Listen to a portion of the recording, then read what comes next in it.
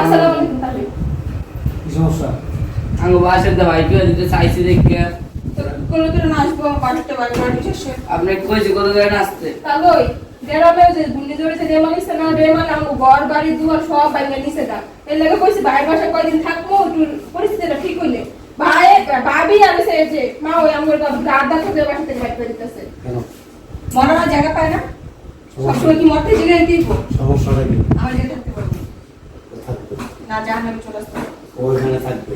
ওরা যতদিন পর্যন্ত ওদের সমস্যার সমাধান না হয় ততদিন পর্যন্ত এখানে থাকবে। আপু তুমি কিন্তু বেশি কথা বলছো এই যে এই ঘূর্ণিঝড়ে এই যে এই ইসে জলোচ্ছ্বাসে কত পরিবার নিঃস্ব হয়ে গেছে, তারা অসহায় হয়ে দুয়ারে দুয়ারে ঘুরতেছে। এখন এদের যারা আত্মীয় স্বজন আছে বা আমাদের সমাজে যারা মধ্যবিত্ত লোক আছে, যারা বিত্তমান আছে, তারা যদি এদেরকে সাহায্য সহযোগিতা না করি, তারা কোথায় যাবে?